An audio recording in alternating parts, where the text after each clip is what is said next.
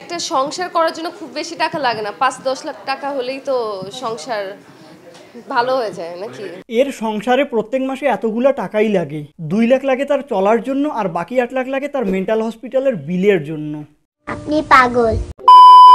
তো শ্যামন্তী সৌমি বাংলাদেশি অ্যাক্ট্রেস, মানে নিজেকে অ্যাক্ট্রেস মনে করে, কিন্তু এদিকে আবার অ্যাক্টিংও তাকে দেখলে ভয় পায়।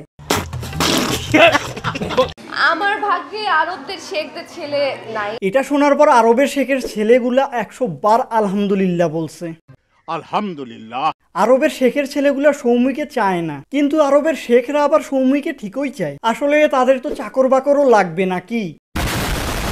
সেটা তো পাই আমি, বিদেশি বলতে মানে বিদেশি ছেলেদের প্রস্তাব আমি পেয়েছি, আমার অনেক ফ্রেন্ডসরা আছে, বা ঢাকার বাইরে ইন্ডিয়া থেকেও আমি অনেক প্রস্তাব পাই। বাহ, ইন্ডিয়া থেকে প্রস্তাব পায়। এখন যেই সব মানুষের গোবর পছন্দ তারাই তো একে পছন্দ করবে নাকি? সৌমি হচ্ছে একজন ট্যালেন্টেড পারসন। সে মানুষকে যখন তখন হাসাইতে পারে, কেননা তাকে দেখলে মানুষ এমনিতেই হেসে দেয়। আমি একটু মিশি বিভিন্ন দেশের ছেলেদের সাথে, দেখি ছেলেরা কোন দেশের ছেলে ভালো, তারপরে এখন না মিশে আমি কিভাবে বলবো। আমি গ্যারান্টি দিচ্ছি যেসব ছেলে একবার সৌমির সাথে মিশছে তারা কখনো বাংলাদেশ আসতে চাবে না, কেননা এর সাথে মেশার পর তারা ভাবে যে বাংলাদেশের সকল মানুষই এইরকম। এখন এসবের পরেও কি তারা বাংলাদেশে আসতে চাবে? সৌমি কখনো তার লাইফে মিথ্যা কথা বলেনি, আর কখনো বলবেও না। বাট আমি মিথ্যা কথা বলি। এই যে এখনই বললাম যে সৌমি মিথ্যা কথা বলে না। মিথ্যা কথা। আমার মনে হয় অস্ট্রেলিয়ান ছেলেরা ভালো হয়, ওদের অ্যাপিয়ারেন্স ভালো, they are very good looking. Good লুকিংটাও তো ম্যাটার করে। হ্যাঁ, অবশ্যই গুড লুকিং ম্যাটার করে। এই জন্যই তো কোনো অস্ট্রেলিয়ান তোমাকে পছন্দ করবে না। সৌমি কিন্তু কখনো তার লাইফে টক্সিক মানুষদের আসতে দেয়নি। আসতে দিবে কেমন করে? সে তো টক্সিক মানুষ খুঁজেই পায় না। পৃথিবীর সব থেকে টক্সিক তো সে নিজেই। কারোর আপন মানুষ বোঝানোর জন্য অনেক স্ট্যাটাসের সেলফি দেওয়ার তো প্রয়োজন হয় না। আমার অনেক আপন মানুষ আছে, এবার আমি কোনোদিন আসলে পিকচার খুব কম আপলোড দিই সেলিব্রিটিসদের সাথে, মানে আমাদের নায়কদের সাথে। পিকচার আপলোড করবা কেমন করে? তুমি যার সাথে পিকচার আপলোড দিবা সে তো লজ্জা পেয়ে তোমাকে সবার আগে ব্লক করবে। থাক, লজ্জা দিয়ে কি হবে? আমি আমার লাইফে অনেক জোকার দেখছি, কিন্তু সৌমির মতো জোকার সর্বপ্রথম দেখলাম, যে জোকার কিনা মানুষকে কাঁদায়। হ্যাঁ, হাসি খুশির দিন শেষ, এখন নাকের পানি আর চোখের পানি।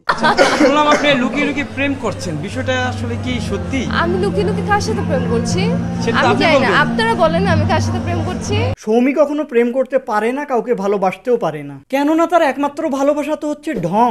কবি কইছে মাইয়ারা শরীরের 4 ভাগের 1 ভাগ হইছে মাংস, আর বাকি 3 ভাগ হইছে ঢং। সৌমি কিন্তু অনেক ইন্টেলিজেন্ট, তার ব্রেন ক্ষয় হবে দেখে সে কখনো ব্রেন ইউজই করে না।